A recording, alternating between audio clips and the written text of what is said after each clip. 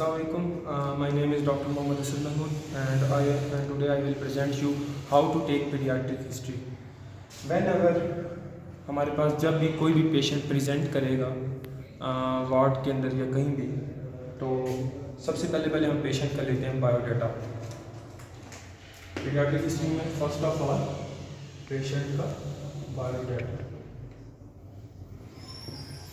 ये general history की तरह हम लेते हैं स्टार्ट में, और उसकी एक वीडियो भी है तो आप पहले वो देख लें। उसके बाद पीडियाट्रिक हिस्ट्री में कुछ चीज़ें मतलब डिफरेंट है, वो इंक्लूडेड है, वो मैं आपको बताऊँ। बायोडाटा के अंदर हम उसी तरह से करते हैं पेशेंट का नेम,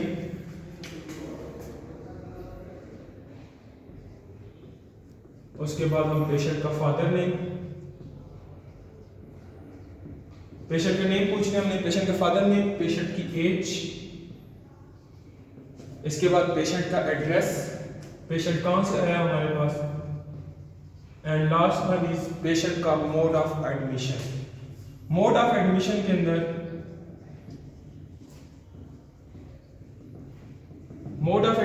हम पेशेंट से ये पूछते हैं वेदर पेशेंट हमारे पास ओपीडी से आया है या इमरजेंसी से आया है।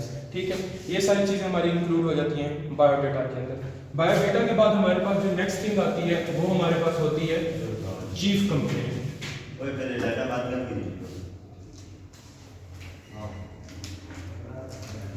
सेकंड थिंग जो है वो है चीफ कंप्लेंट।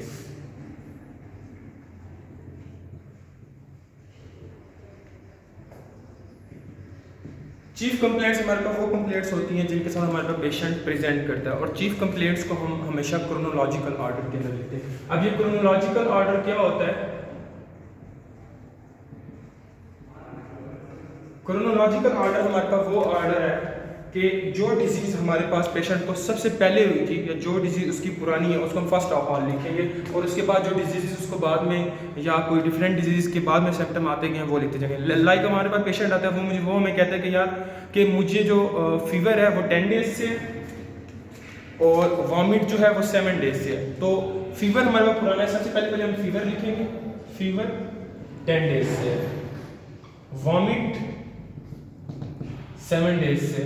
अब फीवर 10 डेज पहले लिख दिया, वॉमिट लिख दिया, फिर वो हमें कहते हैं कि मुझे चिल्स जो हैं वो 5 डेज से हो रहे हैं, 5 डेज से मुझे चिल्स हो रहे हैं। तो इस तरह से क्रोनोलॉजिकल ऑर्डर के अंदर चीफ कंप्लेंट जिनके साथ हमारे पास पेशेंट प्रेजेंट करता है वो हम इस तरह से लिख लेते हैं।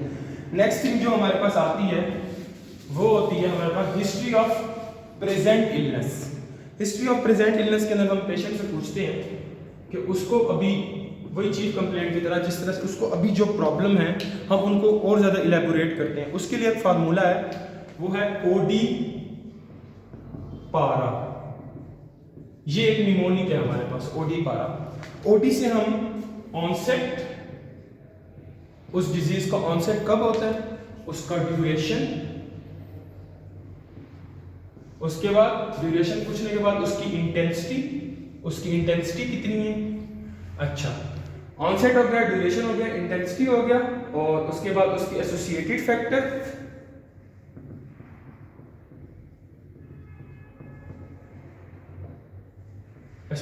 के बाद उसकी रिलीविंग फैक्टर के बाद उसकी एसोसिएशन, के आप कौन सी ऐसी चीज करते हैं कि वो डिजीज या तो बहुत ज़्यादा इंक्रीज हो जाती है या कम हो जाती है। और रिलीविंग फैक्टर, कौन से रिलीविंग फैक्टर हैं कि आप क्या कुछ खाते हैं या कोई और आप कोई ड्रग लेते हैं जिसकी वजह से आपको वो पेन जो है या फीवर जो है वो रिलीव हो जाता है। ये सारी चीज़ें हमारे पास आ जाती हैं हिस्ट्री ऑफ प्रेजेंट इलनेस के अंदर। हिस्ट्री ऑफ प्रेजेंट इलनेस के बाद हम पेशेंट की लेते हैं पास्ट हिस्ट्री। इसके बाद नेक्स्ट जो हमारे पास होती है वो हम लेते हैं पेशेंट की पास्ट हिस्ट्री। पास्ट हिस्ट्री के अंदर हम पेशेंट की 3 तरह की हिस्ट्री लेते हैं। पेशेंट पहले किसी मेडिकेशन के ऊपर था, उसको हम बोलते हैं मेडिकल हिस्ट्री। पेशेंट को इससे पहले कोई और डिजीज थी जो वो ड्रग लेता रहा है, तो वो कौन सी ड्रग्स थी वो सारी हम पेशेंट से पूछेंगे। इसके बाद हम पेशेंट से लेते हैं इसकी सर्जिकल हिस्ट्री। सर्जिकल हिस्ट्री के अंदर पेशेंट से ये पूछते हैं कि आज से पहले उसकी कोई सर्जरी वगैरह हुई है या नहीं, ये सारी चीज़ें हम सर्जिकल हिस्ट्री में पूछते हैं। एंड लास्ट में जो हमारे पास आती है हम पेशेंट से पूछते हैं ट्रांसफ्यूजन हिस्ट्री, कि पेशेंट की पहले ब्लड ट्रांसफ्यूजन हुई है या नहीं। ये तीनों चीज़ें जो हैं हमारे पास इंक्लूडेड होती हैं ब्लड ट्रांसफ्यूजन हिस्ट्री। ये तीनों चीज़ें जो है हमारे पास इंक्लूड होती हैं पास्ट हिस्ट्री के अंदर। पास्ट हिस्ट्री के बाद हम पेशेंट से उसकी लेते हैं फीडिंग हिस्ट्री। अब ये सारी अगर बच्चा बहुत छोटा है तो फीडिंग हिस्ट्री जो है हम नॉर्मली उसकी माँ से ही लेते हैं, क्योंकि मदर को ज़्यादा पता होता है, क्योंकि बच्चे इतने ज़्यादा कॉन्शियस नहीं होते, तो मदर से हम ये सारी हिस्ट्री लेंगे। इसके बाद हम पेशेंट की लेंगे फीडिंग हिस्ट्री। फीडिंग हिस्ट्री के अंदर कोई भी हमारे पास कोई भी बच्चा होगा तो उसको स्टार्ट के 6 मंथ तक सिर्फ मदर फीड के ऊपर रखते हैं, ठीक है। 6 मंथ के बाद उसको हम सेमी लिक्विड टाइप चीज़ें देते हैं और आफ्टर 2 ईयर उसको हम सॉलिड्स के ऊपर ले आते हैं, ठीक है। तो हम मदर से पूछेंगे उसकी फीडिंग हिस्ट्री के बारे में कि आपने 6 माह तक इसको दूध दिया था, या अगर आपने मदर फीड नहीं करवाई तो उसको आपने कौन सा दूध दिया था, ये सारी चीज़ें उससे पूछेंगे। Whether it is on cow milk या बुफेलो मिल्क, जो भी चीज़ होगी हम उसे कंप्लीट फीडिंग हिस्ट्री ले लेंगे। फीडिंग हिस्ट्री के बाद हमारे पास जो नेक्स्ट हिस्ट्री आती है उसको हम बोलते हैं फैमिली हिस्ट्री। फैमिली हिस्ट्री बहुत इंपॉर्टेंट है। फैमिली हिस्ट्री के अंदर हम फैमिली ट्री ड्रा करते हैं। फैमिली ट्री जो है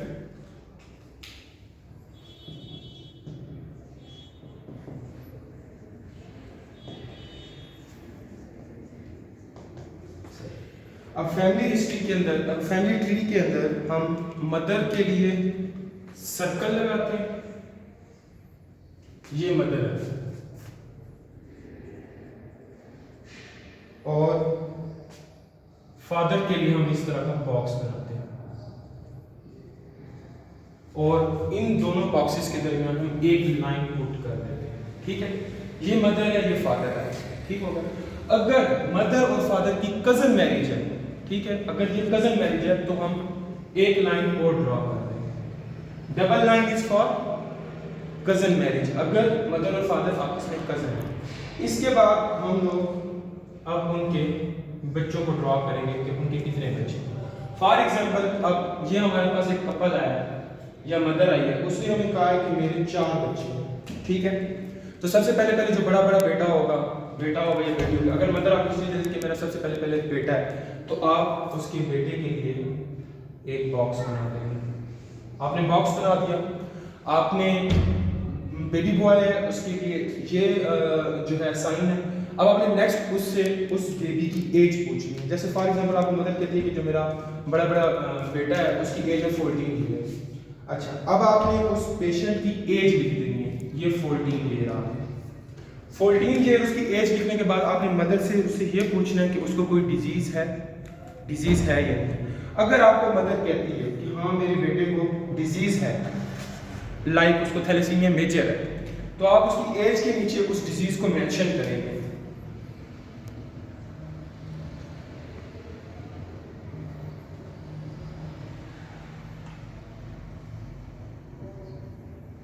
थैलेसीमिया मेजर, ठीक हो गया। ये आपने उसके फर्स्ट बेबी की सारा वो लिख दिया, उसको जो भी डिजीज है और उसकी एज वगैरह। नेक्स्ट वो आपको कहती है कि इसके बाद मेरी एक बेटी है, और वो आपको उसकी हिस्ट्री देती है। बेटी के लिए, बेबी गर्ल के लिए आपने ये वाला साइन बनाना है। बेबी गर्ल की वो आपको एज बताती है कि वो 12 ईयर है। अगर आपके पास जो पेशेंट है बेड के ऊपर वो ये वाला पेशेंट है, ठीक हो गया, ये जो 12 ईयर है, तो जो आपके पास इसमें पेशेंट प्रेजेंट कर रहा है उसके साथ आपने एक साइन लगाना है, और वो साइन आपने लगाना है एरो का। ये एरो का साइन शो करता है कि जो हमारे पास पेशेंट है वो सेकंड बेबी है इस मदर का, ठीक है। और ये एरो का साइन इसको शो करता है। उसको आपने उसका मतलब उसकी आपने एज लिख दी, और ये साइन क्या शो करता है कि ये पेशेंट है, ठीक है। पेशेंट के लिए आप ये वाला साइन एरो का ड्रा करेंगे। इसके बाद जो नेक्स्ट हमारे पास आता है, अगर आपको सेकंड बेबी के बाद मदर कहती है कि इस बेबी गर्ल के बाद मेरा एक बेटा था और उसकी डेथ हो गई, तो आप डेथ को कैसे रिप्रेजेंट करेंगे। अब बेबी बॉय की डेथ हुई तो आप इस तरह से बॉय का साइन बनाएंगे और उसके अंदर आप क्रॉस लगा देंगे, ठीक हो गया। ये है डेथ का साइन, ठीक हो गया। बेबी बॉय का साइन बनाया आपने और अंदर आपने क्रॉस लगा दिया। इसके बाद अगर आपको मदर हिस्ट्री देती है कि मेरा एक एबॉर्शन हुआ था, तो एबॉर्शन के साइन को आप कैसे बनाएंगे? एबॉर्शन का साइन जो है उसको आप इस तरह से बनाएंगे।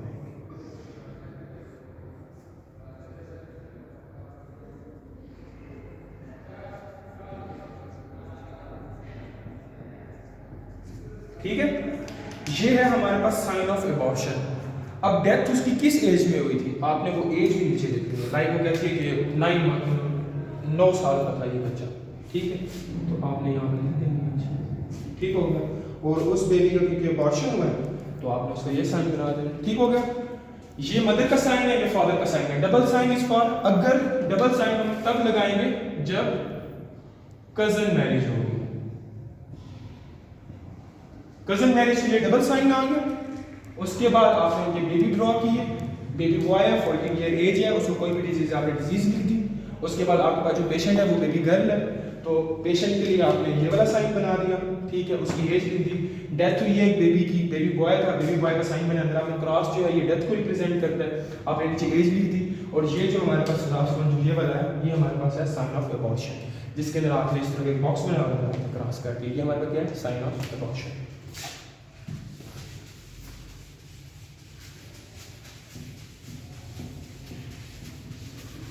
फैमिली हिस्ट्री के बाद हमारे पास आती है पर्सनल हिस्ट्री।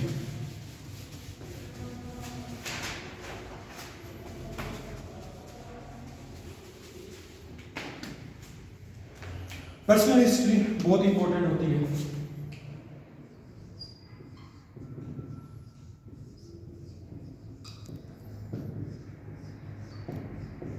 पर्सनल हिस्ट्री के अंदर अगर हमारा पेशेंट खुद बोल सकता है, खुद बता सकता है, तो हम पेशेंट से पूछ लेंगे, नहीं तो नॉर्मली हम उसकी मदर से पूछते हैं। पर्सनल हिस्ट्री के अंदर हम पेशेंट से उसकी स्लीप के बारे में पूछते हैं कि आपको स्लीप नॉर्मली आ रही है, नहीं आ रही, पेशेंट की स्लीप। उसके बाद हम पेशेंट की एपिटाइट, पेशेंट की भूख कैसी है, उसको लगती है या नहीं लगती, पेशेंट की एपिटाइट के बारे में पूछ लेंगे।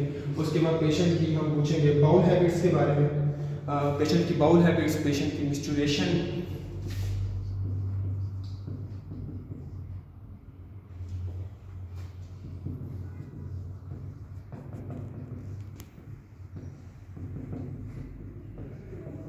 ये सारी चीज़ें जो हैं पेशेंट की पर्सनल हिस्ट्री के अंदर आ जाती हैं कि पेशेंट को स्लीप सही आ रही है, एपिटाइट, बाउल हैबिट्स और मिस्चुरेशन वगैरह।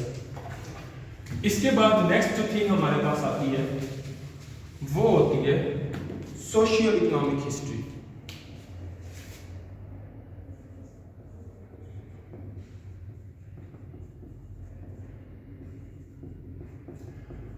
सोशियो इकोनॉमिक हिस्ट्री के अंदर हम पेशेंट से उसके फादर का ऑक्यूपेशन पूछते हैं, उसके फादर का ऑक्यूपेशन क्या है,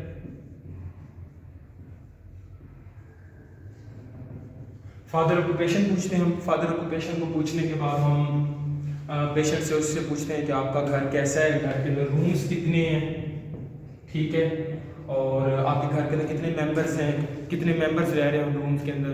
फॉर एग्जांपल आपको पेशेंट हिस्ट्री देता है कि मेरे घर में 2 रूम्स हैं और आपको कहता है कि उसमें 6 मेंबर रह रहे हैं, तो इसका मतलब है पेशेंट बहुत ज़्यादा कंजेस्टेड माहौल के अंदर रह रहा है, यहाँ पे कोई भी मतलब एपिडेमिक वगैरह कोई भी डिजीज़ है तो वो इजीली स्प्रेड कर सकते हैं। ये सारी चीज़ें, उनकी आमदनी कितनी, उनकी इनकम वगैरह, ये सारी चीज़ें आप पेशेंट से उसकी सोशियो इकोनॉमिक हिस्ट्री के लिए पूछते हैं, ठीक हो गया। एंड नेक्स्ट जो थिंग हमारे पास होती है, एक चीज़ हम भूल गए, वो पेशेंट की होती है डेवलपमेंटल हिस्ट्री और बर्थ हिस्ट्री, ठीक है। बर्थ हिस्ट्री मैं आपको बाद में बताता हूँ, पहले मैं आपको बता देता हूँ डेवलपमेंटल हिस्ट्री।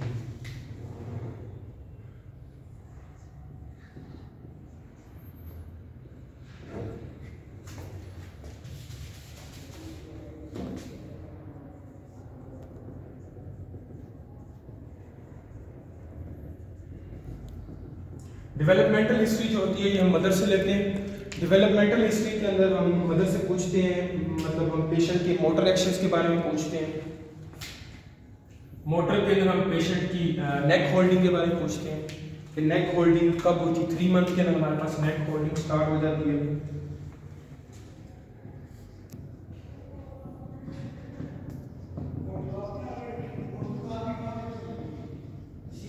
सिटिंग जो होती है हमारे पास ये 6 मंथ में स्टार्ट होती है।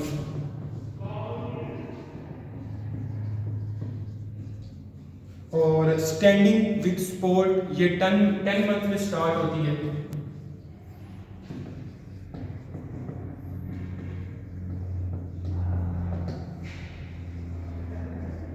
अच्छा, स्टैंडिंग विद सपोर्ट जो है ये 10 मंथ में स्टार्ट होती है। वॉकिंग 1.5 ईयर में स्टार्ट होती है।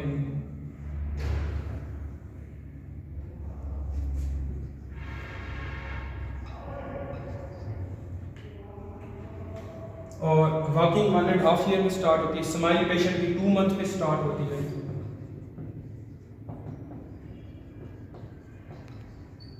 तो ये सारी चीज़ें जो हैं ये पेशेंट की डेवलपमेंटल हिस्ट्री के अंदर आती है। उसकी नेक होल्डिंग, उसकी सीटिंग, उसकी स्टैंडिंग, सपोर्ट 1 मंथ के ऊपर, वॉकिंग 1.5 ईयर में, स्माइल जो 2 मंथ पे।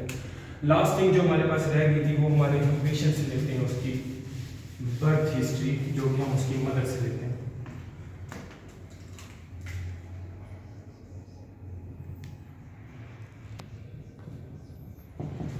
बर्थ हिस्ट्री के अंदर हमारे पास 3 चीज़ें इंक्लूड होती हैं: prenatal history, natal history and post natal history.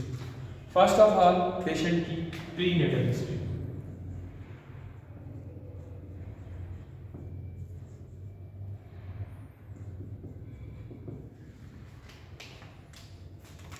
Prenatal history के अंदर हम पेशेंट की जो हिस्ट्री लेते हैं, it is from pregnancy to delivery.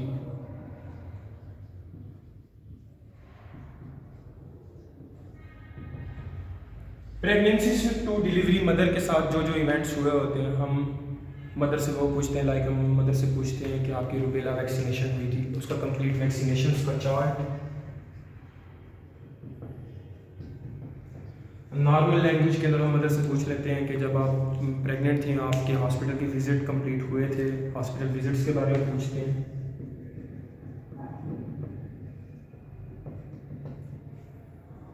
और हम पूछते हैं कि आपका नॉर्मली, मतलब एक नॉर्मल लैंग्वेज में हम कहते हैं कि आपका रजिस्टर बना था तो किधर, उस रजिस्टर में सारी चीज़ें इंक्लूड होती हैं। अगर उसने मतलब ये विजिट्स वगैरह किए होते हैं तो उसमें मेंशन होते हैं। ये सारी चीज़ें, वैक्सीनेशन वगैरह, ये सारी हमारे पास आती है प्री नेटल हिस्ट्री के अंदर। प्री नेटल हिस्ट्री के बाद जो हमारे पास आती है second one is natal history.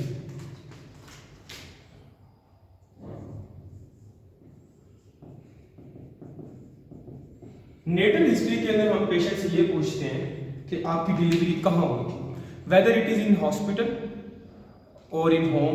यहाँ से हमें ये अंदाज़ा हो जाता है कि इन्वायरमेंट किस तरह का था। अगर हॉस्पिटल था तो वो कौन सा हॉस्पिटल था, टर्शरी केयर था, सेकेंडरी केयर था, BHU था। यहाँ से हमें ये अंदाज़ा लग जाता है कि उसकी डिलीवरी किस तरह से हुई है। लाइक कोई इन्फेक्शन वगैरह से। अगर होम डिलीवरी हुई है तो वो मतलब साफ इन्वायरमेंट नहीं था। ठीक है, ये सारी चीज़ें जो होती हैं हमारे पास, ये पेशेंट की नेटल हिस्ट्री के अंदर आ जाती है। नेटल हिस्ट्री के बाद हमारे पास जो चीज़ आती है वो हमारे पास होती है पोस्ट नेटल हिस्ट्री।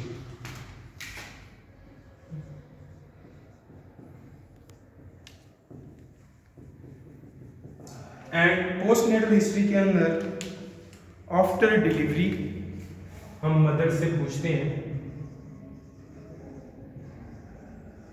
कि जब आपका बेबी पैदा हुआ था तो उसने क्राई किया था, कितने टाइम के बाद क्राई किया था, वो मैच्योर था या इनमैच्योर था, आपकी डिलीवरी इनमैच्योर तो नहीं थी। क्राई के बारे में पूछते हैं, मदर से इमैच्योरिटी के बारे में पूछते हैं, जाइंडस के बारे में पूछते हैं, पेशेंट को जाइंडस तो नहीं था, बेबी को जाइंडस के बारे में पूछते हैं। इसके अलावा उसको क्रोनिक ऑब्स्ट्रक्टिव पल्मोनरी डिजीज तो नहीं थी, COPD के बारे में पूछते हैं। तो ये सारी चीज़ें जो हैं ये पोस्ट नेटल हिस्ट्री के अंदर इंक्लूड होती हैं। तो ये सारी चीज़ें पीडियाट्रिक हिस्ट्री के अंदर इंक्लूड होती हैं। Thank you very much. Cameraman के बारे में नहीं बताना। कैमरामैन अरसलान दफा हो जा, मैं नहीं कर रहा। कैमरामैन अरसलान रशीद के साथ डॉक्टर मोहम्मद हसन महमूद को इजाज़त दें। Thank you very much. अल्लाह हाफ़िज़।